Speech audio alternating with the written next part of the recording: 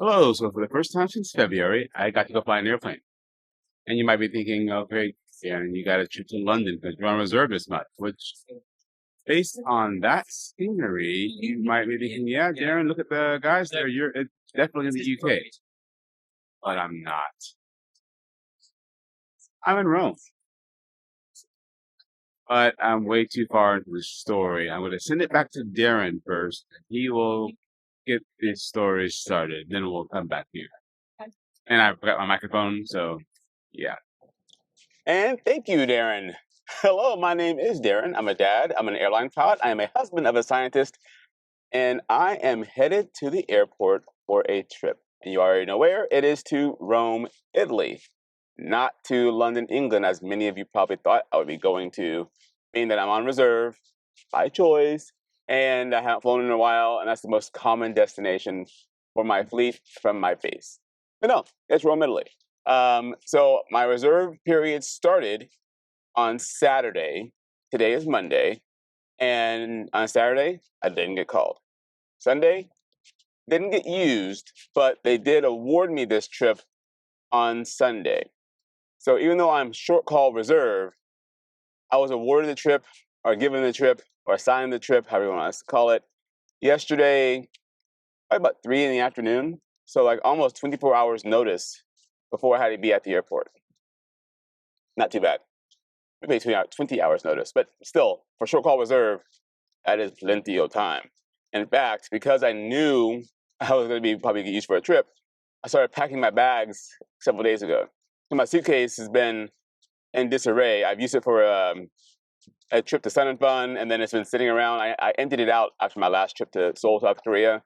I know I'm going to fly for a while, so I had to repack my bag, double check everything, because again, I haven't flown in a while.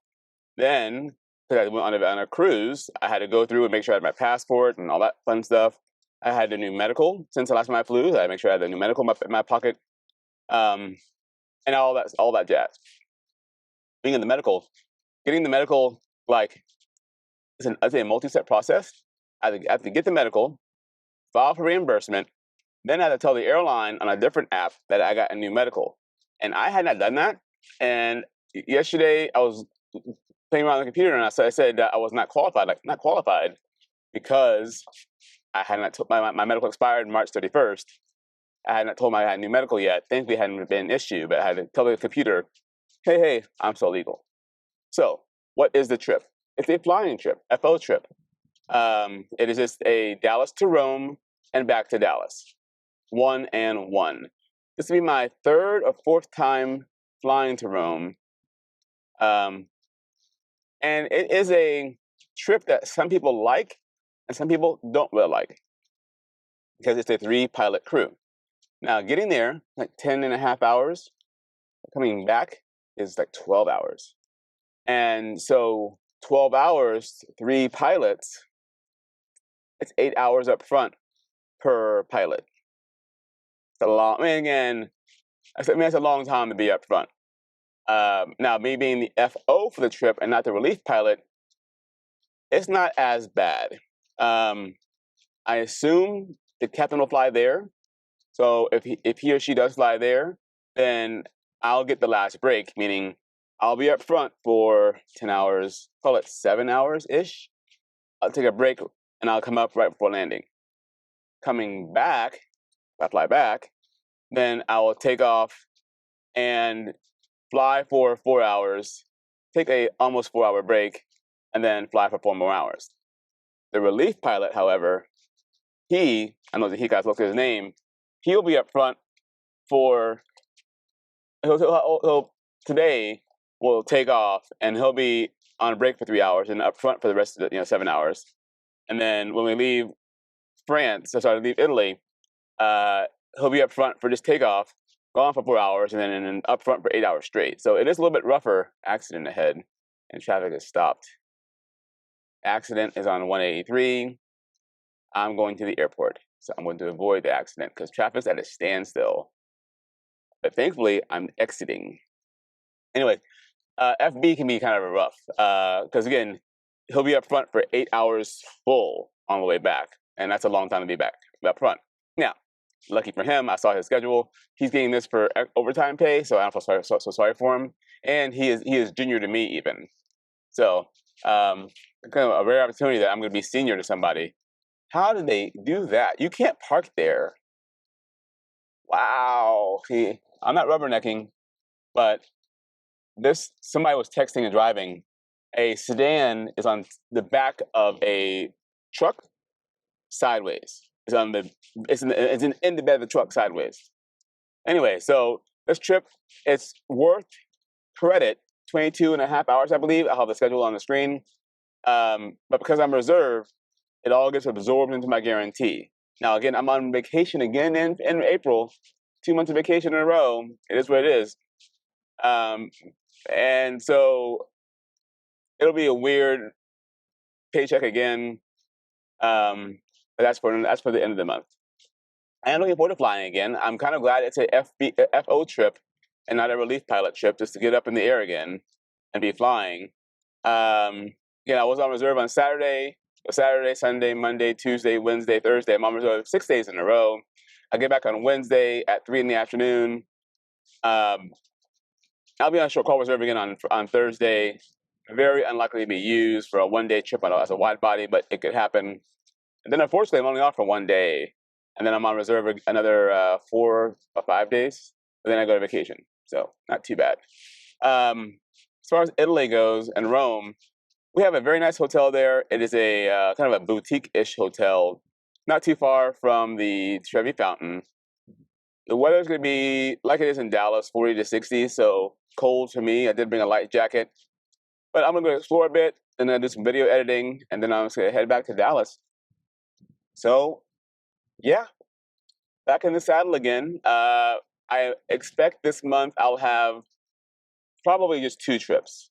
Could be 3. I'm betting I'll have just 2 actual trips. And then next month, I am going to bid for a line. So I do want a line in May. Again, I'm a bottom end line holder, so I can't be too picky. But I do hope to hold a line in May. So thanks for following along. Let's get the party started. It is 12:50 p.m. I have a 1:40 p.m. showtime. I'm already on airport property. Why am I so early? Because my ID that I took off finally, because I hate showing my ID in my videos. My ID expires on May 8th. I had to pick it up. My new one, I got an email saying my new one's ready. In the chief pilot's office. The chief pilot's office is only open in banker's hours, 7:30 to 4:30 p.m. Monday through Friday only, and it's in Terminal A. I never go to Terminal A. I've had 1 flight from Terminal A in the last year, so I made a point to come here early to go out to chief pilot's office, get my new ID, then go to Terminal D, probably go down to the crew room, see if the captain's down there, and then go to the gate and head out to Italy. All right, let's go. I prefer to park in the south lot at DFW Airport, so I can choose from Terminal E or D. I came into Terminal E this time because it's on the same side of the airport as Terminal A. Headed over to KCM, and remember, I need my passport. I haven't flown in over a month. My passport normally stays in my back pocket. I put it in my suitcase for some reason. That was dumb. Cleared KCM, didn't get randomed, and headed over to the low E gates that go up the Skylink to get on the train to go to Terminal A. Terminal E is most other airlines that aren't American Airlines, although American Airlines does have some gates in E as well. But right here, it's always Alaska because I get E gate E15. I just signed in for my trip via my phone since I'm on airport property. Again, I use GPS to make sure I'm actually on the property before I can sign in for my trip and head over to Terminal A. The Skylink normally operates in both directions. Every now and then, come after midnight, it's operating in only one direction, and that is extremely frustrating.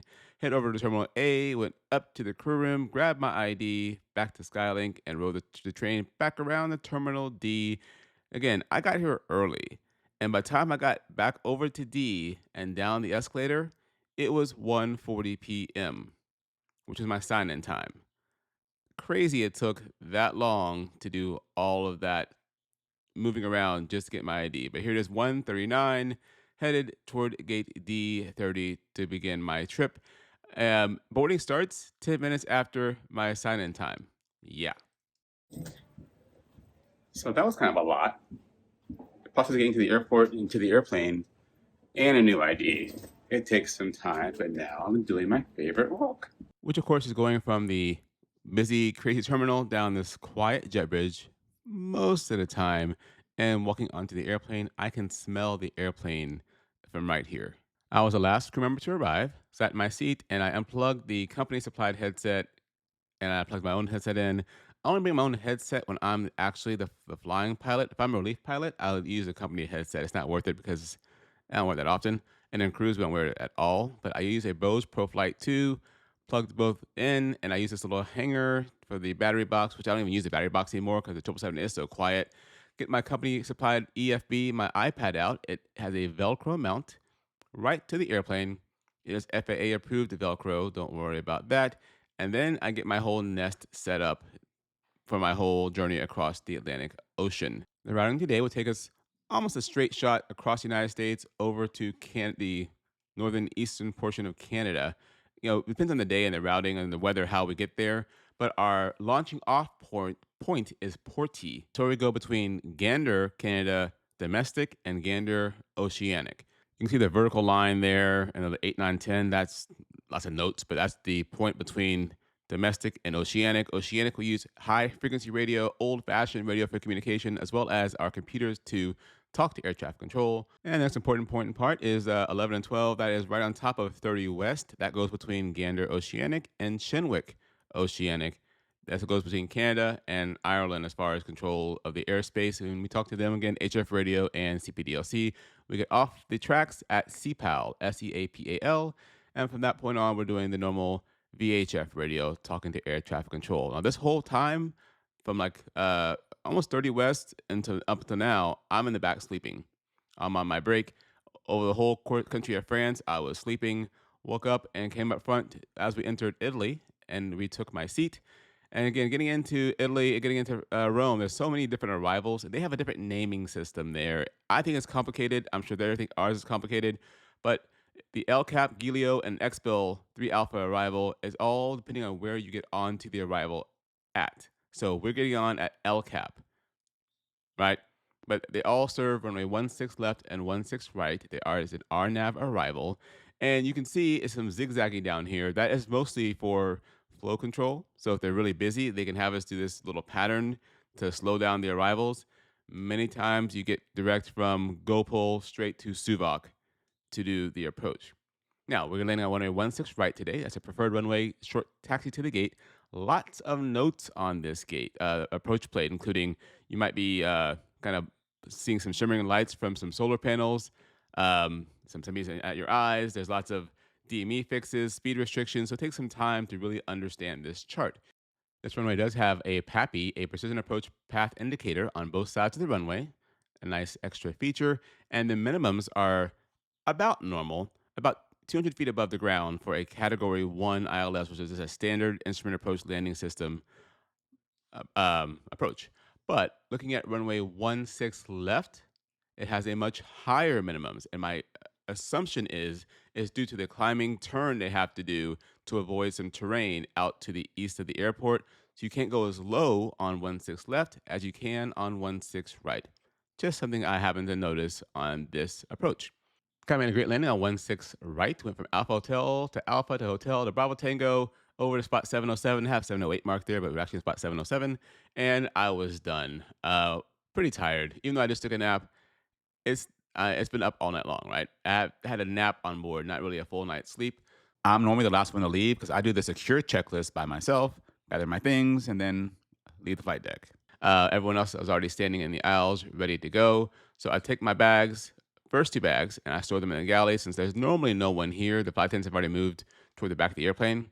I go back up, grab my jacket, and I make sure to grab the right one. If you saw my recent video, you know I once grabbed the captain's jacket on my last Airbus trip, and my suitcase stays underneath the jacket area. So it stays sideways. I pull my suitcase out, and then take that out also to the galley area. Our sleeping area is right to my right now. It's like in a closet. It's just 2 bunk beds. So now it's on my left. There's a little closet right there with 2 bunk beds. Anyway, come back up front one more time to make sure I didn't forget anything.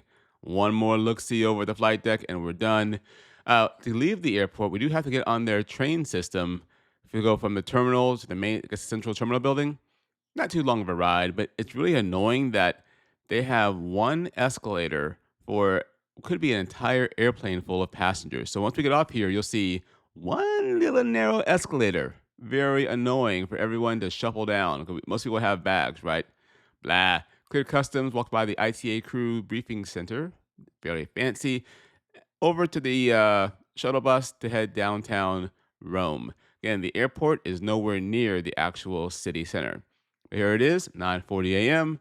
And yeah, ready to go to bed. We have pulled into the gate at 8:32, so it's already an hour and 10 minutes after our arrival, and we're not to the hotel yet. But here's my debrief. So I apologize now for any audio issues. I left my microphone on my seatbelt in Dallas.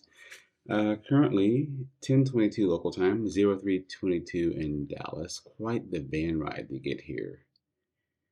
Traffic in Rome is no joke. Of course, the airport is nowhere near the city center.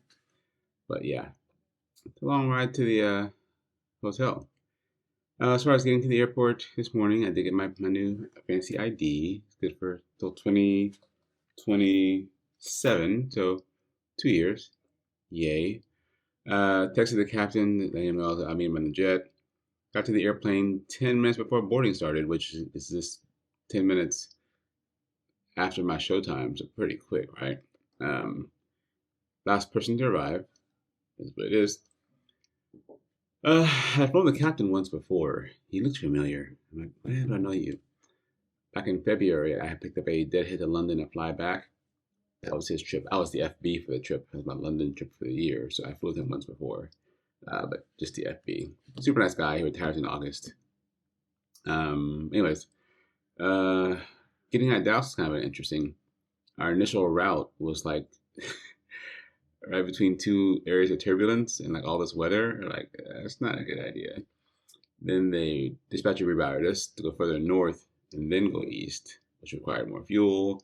But we had already had a clearance at that point, so then we had to request a new clearance, and then it wouldn't come through CPTLC correctly, so I had to call clearance, and they said, yeah, we can't push it through for some reason, so they had to give it to me over the radio. Not a big deal.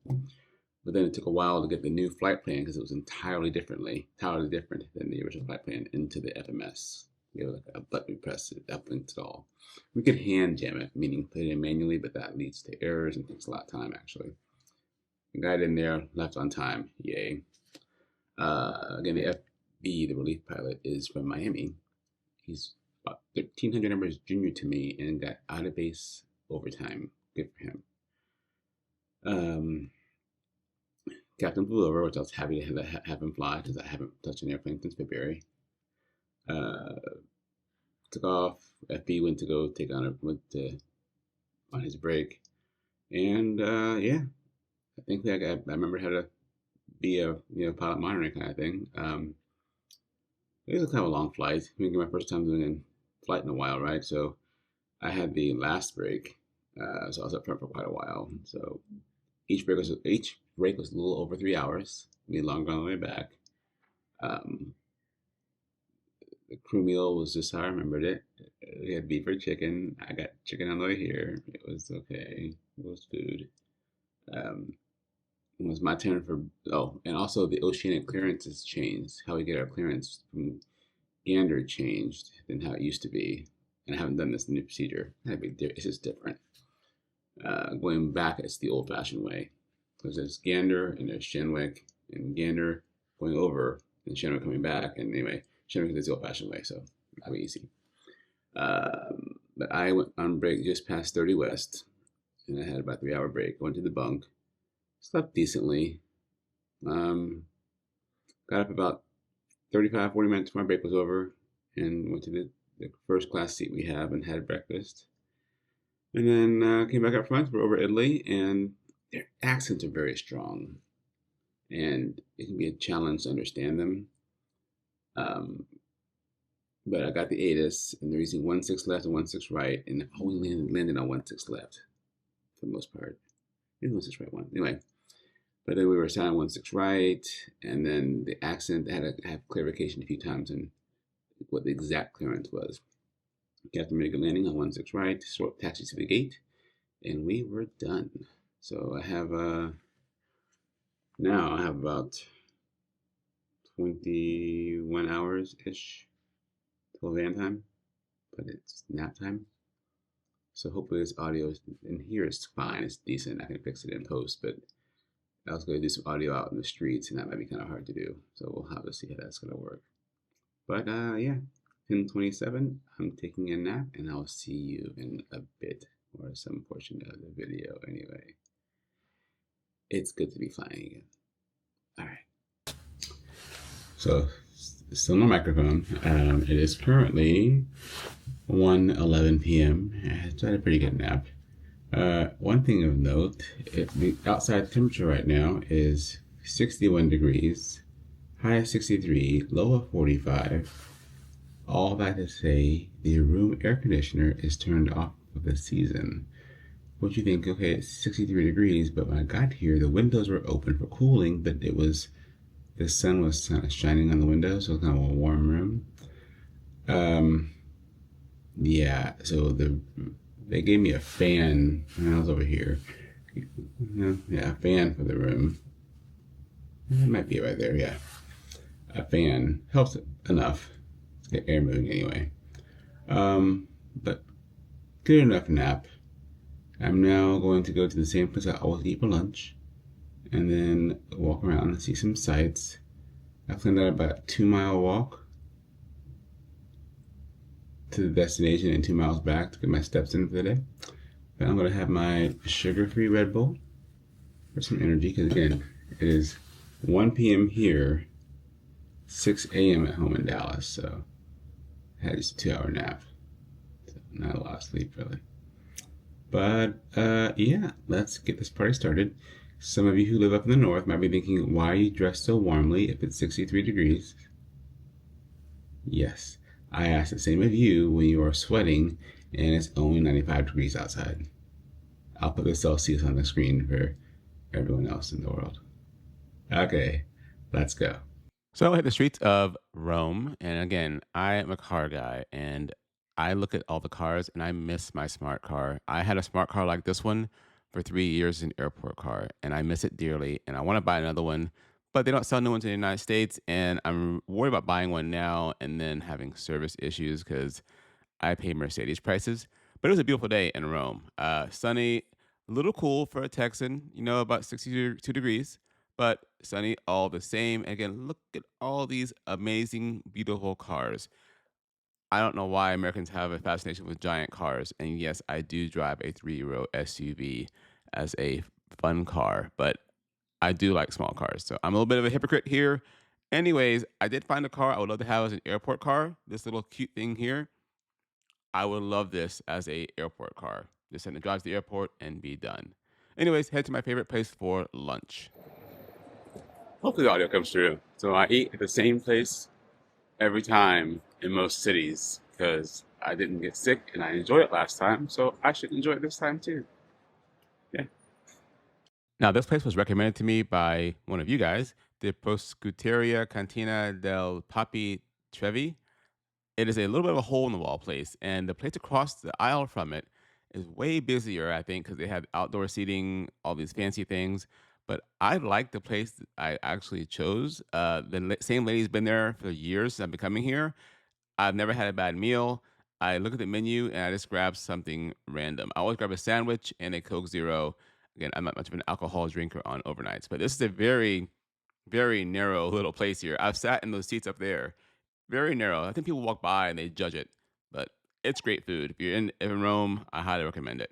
Left there, and then I began my walk on the cobblestone streets, which look amazing. But tell you what, I'm getting a little older, and my knees they paid the price the next day.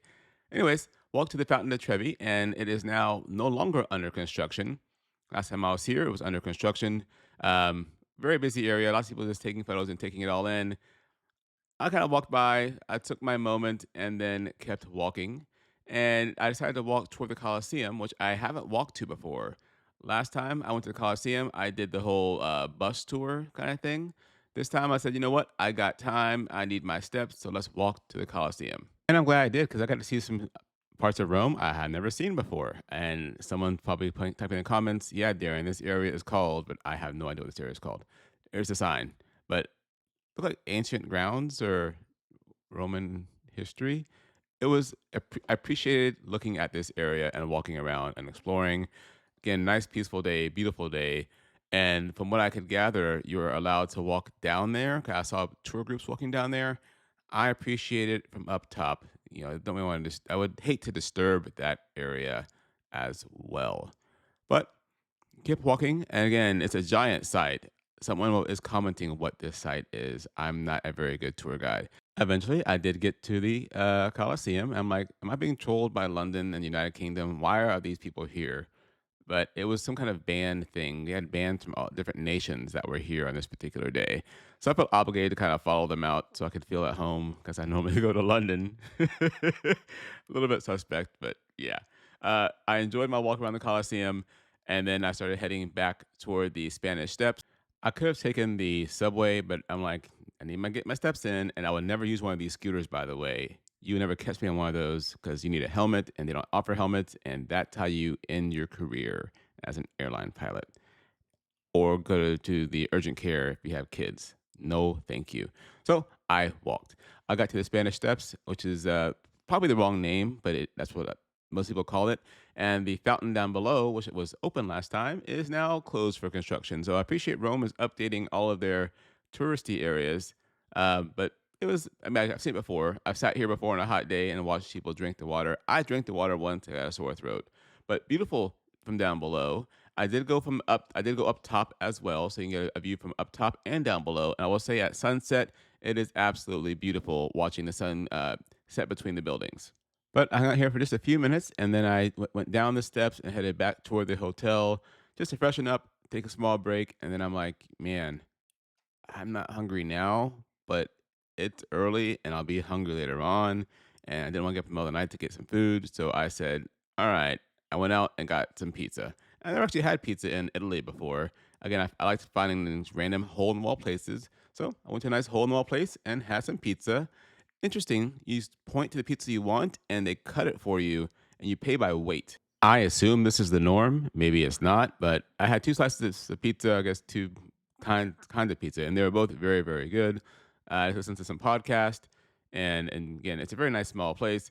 It was a little bit annoying though. It had no smoking in the restaurant, but like there's a guy standing in the doorway smoking. I'm like, come on, man. But I guess when in Rome, whatever. But the guy on the left is just smoking a cigarette right in the doorway. Like, all right, whatever. Okay, so it is currently 7:01 local time, noon 01 in Dallas, and I am exhausted. Um, Went out for a 4 mile walk, came back, took a break, then realized that I wasn't hungry, but I should eat because I'll be hungry later on. So I went out, got some pizza, came back, and I'm exhausted. I did work on my video that you've already seen about my annual training. I had intended to make another video about my month of March and how my pay works, but one, I don't have a microphone, and two, I'm exhausted. And the bad thing is, I know it's more than 12 hours till van time. I'm exhausted. So I'm going to go to sleep. And I know I'm going to wake up at like 2 or 3 in the morning, local time, which would be like 8 p.m. Dallas time. It is what it is. I'll roll around in bed until van time. The good thing is tomorrow I have the second break, so it kind of breaks up the trip quite a bit. Today I had the last break, so. But yeah, I'm out of shape as far as international trips go, right? I don't remember being this tired the last time I was in Europe. I think my first trip, IOE, I was this tired. A month of not traveling, kind of your body forgets how to function, right? But yeah, 7 o'clock, going to bed. I'll see you right before I head downstairs for breakfast. I'm happy to be flying again now. Don't take that the wrong way. I'm happy to be flying and I love my job and my career. All right. And good morning. It's 6:46 local, 11:46 a.m. in Dallas. 10 a.m. departure. Early start.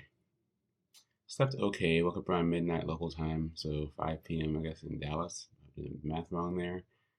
Up about an hour and a half. Having no AC in the room is not ideal. It's still a somewhat warm room, even with the fan. I did move the fan to the window to like pull in the cooler air outside. It's now like 40 something degrees outside, so it's a much cooler room, but it was warmer around midnight, is what it is. One leg today and home. Room packed up. Had a small panic. Thought I lost a pair of glasses, my Meta Smart glasses that were packed in a not normal spot, but they're here. Plane came in, should leave on time. 12-hour and 5-minute block time back, so longer flight than here. And on reserve on Thursday, off Friday, and on reserve on Saturday. So, welcome back to the line. All right, let's go. So I had breakfast with the crew in the hotel and then hopped in the shuttle to go to the airport. And it's a process going from the hotel all the way to the airplane. Unlike when we got to Rome, leaving Rome, we hop on a bus to go out to the terminal versus the train to go from the terminal to the central terminal. Anyways, while scanning my badge to get to the gate, fellow employee and follower of mine, Alex, said hi to me. Thank you for saying hi. Small world. I'm always amazed when people recognize me in public because, again, I'm just a guy that has a camera that can sometimes make interesting videos. But once again, taking my favorite walk down the jet bridge. A lot of foreign countries have glass jet bridges, I've noticed. In the US, we typically have, walls, but in the foreign countries, they have glass. It's a nice natural light walk down the jet bridge. Again, to the left is my aircraft. To the right is another heavy aircraft. Again, it's a 777-200 back to DFNW. This would be my leg. As is typical, there are mechanics on board doing the ETOPS pre-departure checks and any maintenance they needed before departure. Now, one thing that's interesting about Rome and unique is they put our SIDS, our departure procedures, on the screen. And this one is very confusing, and I've only seen it in Rome. So the SID is the Savan 7 Alpha to intercept the SIV 5 Alpha. So it's two different procedures to get out of the airport. Maybe it's common elsewhere, but for me, I've only seen it in Rome and nowhere else. Now you see the TTOT, that is the time, the takeoff time, and the TSAT is the starting engines time. We didn't get either one of those. We had a small maintenance issue on board with our TV screens not working, so we missed our time and we were delayed at the gate for a while.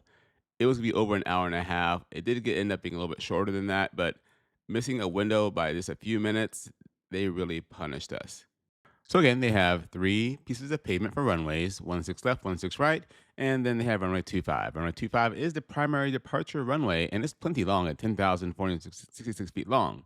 But for whatever reason, we take a weight restriction and a performance penalty off this runway, even though we're going toward the water. There's something about this runway, it's not the slope, it's flat, that causes a pretty big performance restriction. So instead, we want to use runway 16 right, and it's 12,800 feet, 802 feet long. And again, there is some houses and buildings out off the end of the runway, but for whatever reason, there is no performance as big as a performance hit for that runway.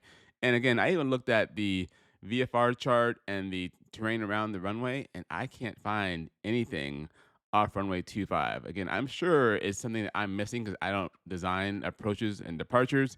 I even looked at the approach chart for runway 25 and I could not find anything. So I'm sure there's someone out there whose job it is, and they know exactly why runway 25 has a performance hit. But we had to use runway 16 right. Not a big deal on this day anyway. But during that delay, I did get to do some more car watching. They have lots of smart cars and Volkswagen ID3s, I believe, electric cars at the airport, which electric cars for the airport make a ton of sense since they don't really drive that far. As far as the takeoff performance in a 777 and many aircraft, we have multiple options for thrust settings. It's very rare to use full thrust, which is in a Boeing, is a TO takeoff with no assumed temperature. But you can see on the left-hand side, it says TO. Then there's TO1, that's minus 10%.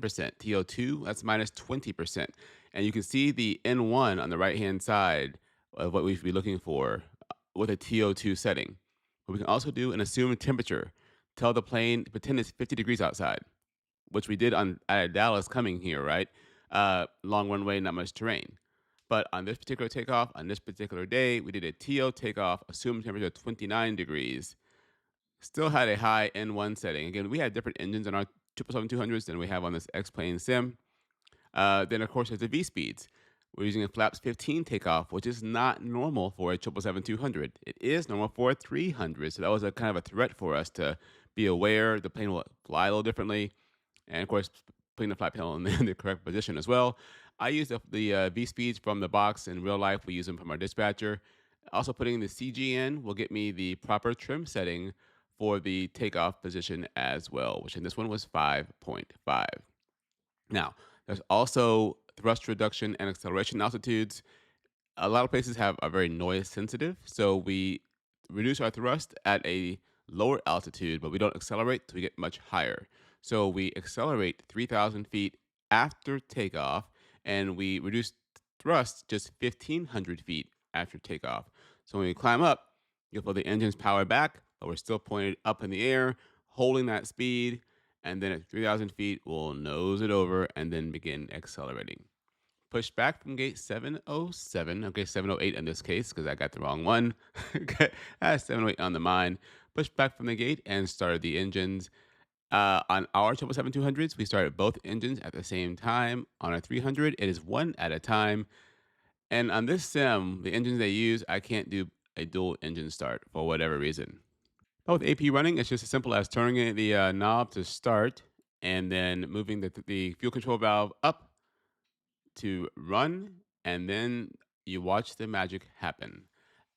The engine is fully started when that EGT red band right there, when that goes away, the engine is fully started and stabilized. It takes a while. First, they get the N2, the core of the engine, the part you can't see, spinning up. Then it adds fuel. Then it probably actually add fire, the spark, then the fuel, and then it is light off. And light off occurs, of course, when you see the EGT rise. So there's light off. And then the part of the engine you can see from the front, the N1 begins spinning. Once the computer is all happy, that is when the red band goes away. So we start, in this case, I started one, and then I started two. Once they're both stabilized, we put the flaps down, we run the after start checklist, and away we go towards runway 16 right. In every plane I've ever flown, we set the first set of a thrust to get the engine stabilized, so about 50% power, because engines are mechanical devices controlled by computers. They don't always spin up at the same time. At 50%, I press the button for toga, and it gets the toga power. I move my hands, and the captain takes over the thrust levers on takeoffs, and away we go. Again, being a flaps 15 takeoff, it does feel different than a normal flaps 5 takeoff. It's just a different sensation as far as how, when I pull back, how the plane kind of feels in my hands. But down runway 16 right we go. We get to V1. That speed is announced by the computer, and then rotate is announced by the captain. Up, up, and away, and we are headed off to DFNW. Now, my standard way of handling the airplane is I will hand fly the airplane until we're going in a straight line for more than 20 nautical miles. That's just my rule. Why hold a plane if I'm just not turning, right? So in this case, I did fly it throughout the entire turn of the departure. And again, if you're ever wondering, when do we retract flaps on a 777-200 or a 300? Well, again, I said at 1,500 feet, that's when you'll see the engines go from TO power to climb power. So it's coming up here in a second, and you'll see the engines both, there you go, they both dialed back to climb power. But we do not accelerate until we get to 3,000 feet. So we're still going to stay right at this roughly the same speed until we get up to 3,000 feet. And at that point, we'll nose it over and begin accelerating. So we're going to stay at flaps 15 until we get to 3,000 feet. And at that point, I'll call for flaps 5. So we're holding flaps 15 until we start accelerating. Then I call for flaps 5, then flaps 1, and then we do the after takeoff checklist. And that is the standard departure on a 777-200. So on my first break, I did take a nap, 2-hour break. I was in the bunk the entire time. This is my second break, about an hour and a half break. This is approaching Canada. So I came out and I had a snack, watched some 30 Rock, and just kind of relaxed. Again, it's been 7 hours, almost 8 hours since our departure time. So after my nice relaxing break, I did head back up front, and I made a pretty good landing on runway 18 right. Got to the gate, and I was done with my first flight and first trip in over a month. Again, I checked the flight deck multiple times for anything left over. Nothing left behind. Grabbed my bags, head through customs, and out the door to the car, well, to the scary employee bus, to my car, and now for the debrief. All right. So first trip after a long break is done. Overall, it was fine. So we'll go back to went downstairs for breakfast, and they have a good breakfast there. It's a very small hotel that we stay in, but they do a very good job for breakfast. I swear, a lot of the rooms are taken up by my airline. But had breakfast with the crew, hopped on the bus, and I sat on the wrong side of the bus because we drove right by the Coliseum, and I'm on the left side. So like, oh, well, I saw it the other day, but whatever. Got to the airport, and so this is where a little craziness happens. So, it's an international airport. You're always full of flight attendants, right? So we got off the bus, and we're all walking to the terminal. The captain and one of the flight attendants, the lead flight attendant, purser, were the last two in line. So I said, okay, the captain, he hasn't been here in a long time, but he's with the purser. They know where they're going. So I didn't worry about waiting for them. I was pretty far ahead of them, but they could see me anyway. Anyway, we went to the crew security, and I'm waiting. I'm like, Captain, they should be here by now. Yeah, something's not right. So I left, went back out to the concourse, and I saw them way down. They were headed toward normal people security. So I had a haul down there, and hey, Kyle, this way. So they both turned around. I guess the person didn't know. Shouldn't assume things. But security was fine. We got bussed over to the airplane, and things were okay until about 15 to 20 minutes prior to departure. We were advised that the screens in the back weren't working. Your screens you watch movies on? Now, if we're doing a 1-hour flight, Miami to Charlotte, don't really need screens. Doing a 12-hour flight, people want screens, right? So we had to call maintenance. Well, it was like a perfect storm because another flight from my airline had canceled the night before for a maintenance issue. It was not a fuel valve issue. Didn't really matter. But the mechanics were all over there.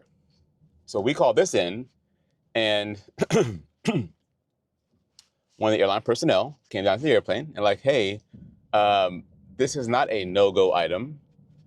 Do we need to wait for maintenance for this? And the captain's like, yeah, it's a 12-hour flight. We're waiting for maintenance for this. Okay, but Captain, it's not really a no-go item. I'm not trying to push you in any means, but it's not. It's just screens. He's like, yeah, we're waiting for this. And so we did. And while we're waiting, we started checking through our manuals. And sure enough, section of the manual says we can't, if we're on a 777 or 787, we cannot leave the gate with inoperative screens unless we talk to our headquarters, basically, maintenance operation control, and another person and our main operations center must both turn their keys, so to speak, to allow us to leave with no screens for 12 hours. It's a huge it's a customer service issue, right?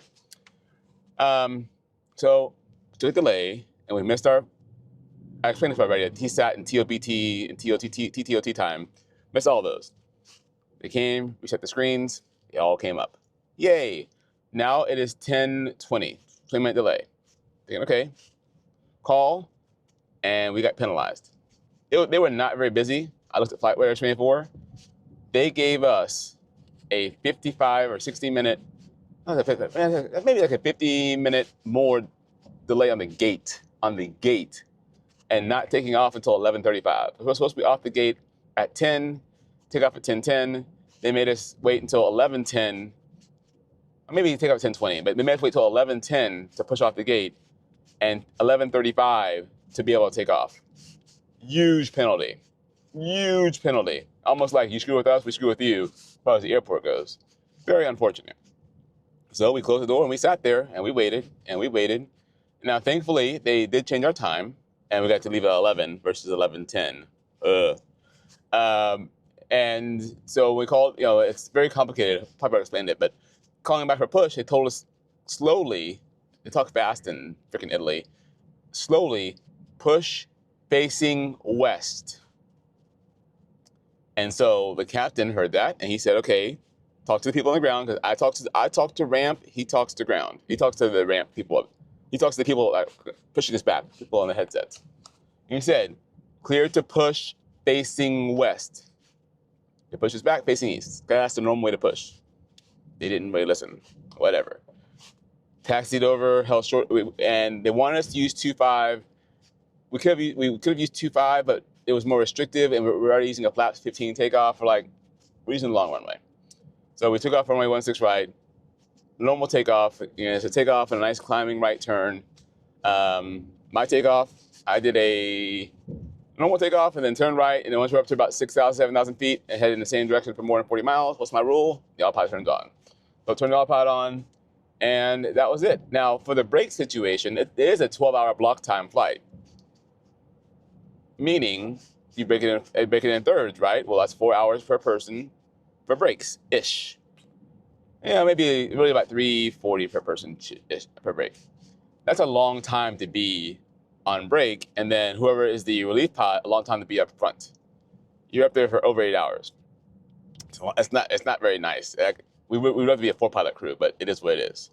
So the captain's like, hey, do you guys mind doing 2 breaks versus this 1 big break? I'm like, that's not on me. I mean, mine coming back, I would have had the middle break.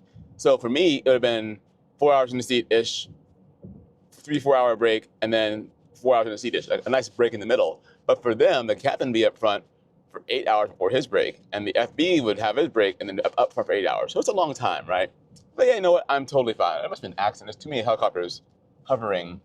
Oh, something's on fire over there. Yeah, that's unfortunate. Anyway, that's a long time to be on break. And something's going on over here too. There's a lot of a big American flag and first responders. So that's for something different. And then fire trucks, more police over here with another accident. A lot going on today on 183.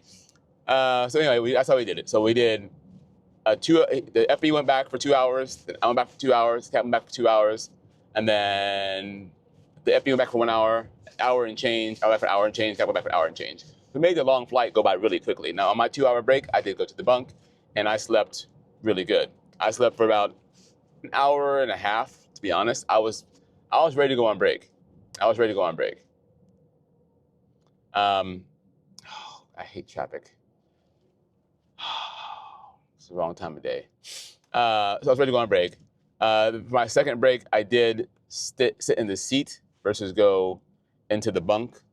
I didn't feel the need to go into the bunk for that short of a break, so I just went to the seat instead. But yeah, coming into DFNW, beautiful day here, pretty windy. And while I was on my second break, they changed the arrival to be, we're supposed to come in on the east side of the airport. Well, now we're coming on the west side, which meant we'll probably get like 18 right or 13 right. So I'm for 18 right. That's my runway. Me and her get along great. All right. Me and her get along great. And indeed, we got 18 right. Winds were gusting, but down the runway. And they did have a controller that was training because they were trying to change our speed, and somebody said, hey, we're training, keep your speed, But coming in, 18 right, gusty wind, but again, down the runway, so no excuse for anything. With the help of the runway, with the help of the gusty wind, I'm not saying it was skill, I was able to kiss the runway. I'm going to put on the screen where I touched down. I think I touched down pretty early. I did have an issue where I touched the mains, and I was easing the nose down, and I kind of eased it down, and picked up, and then eased it down again. My own issue, my own mistake there. But short taxi to the gate, and they both were commuters, so they skedaddled pretty quickly. I gathered my things and headed out the door, and I am done. Now, I am on reserve tomorrow at 7 a.m. It's my last day of reserve for this block. I'm not too worried about being used. It's pretty hard to use me for one day on the 777. Now, they could have me do a ferry flight or a Charlotte turn or Miami turn, but I feel pretty comfortable that I won't be used tomorrow. And then I'm off for one day, and then I'm on for 4 days. So happy to be flying again. Happy it was not London. I had very little choice in where I flew. I had a small choice in that I could have bid for stuff earlier on Sunday, but I'm like, I'm just gonna hate people doing. So nah, I'll play the game and hopefully not fly. But I got room, and happy the FB, who's team out of Florida, got OG. Good for him. And OG is over guarantee, so it's like it's overtime in a weird way, but it is overtime. So good for him getting overtime. And yeah, so I'm gonna send it over to Darren to wrap it up. And yeah, my camera's falling. All right, thanks. Thank you, Darren. This is normally part of the video where I talk about my compensation for the trip, but I'm reserve. I'm short call reserve. And as a short call reserve pilot where I work, we are front loaded 76 hours of credit for the month. Long call, 73 hours. This is how it is. As long as I'm available every single day, I get paid 76 hours. I don't have to fly every day. They don't have to call me. If I'm just available, I get paid 76 hours for the month. Now, until I exceed that 76 hours of credit, I get nothing extra paid to me. I had training pay, I had vacation pay. So, and you can see the numbers here, until I exceed 76 hours, there's no more extra money coming my way. Now, if I was a line holder, that trip would be worth $69, $89, $19 at my pay rate. I do get my international pay that is not included in the reserve guarantee. The international pay is paid at $5 an hour times the actual block time. That is $114.75. I also get my per diem. That is paid at $4.07 per hour, and that number is here. So, with all said and done, and if you watch my previous video, I am going to exceed the 76 hours due to how vacation and reserve work in my airline. But anyways, good month. I did have another trip you see coming up after this to London, and I'm betting that will be my last trip of the month, but that video will be in a few weeks. My name is Darren. I'm a dad. I'm an airline pilot. I'm a husband of a scientist. I would appreciate you to subscribe, like, and comment.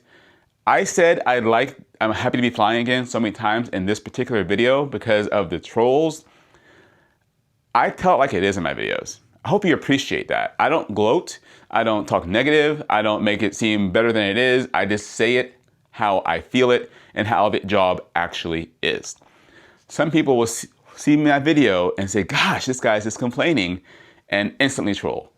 And I'm not complaining. I'm just talking like a human being because I am a human being. I'm very grateful to do what I do, and I say that often as well. Anyways, have a great day, and thank you for stopping by.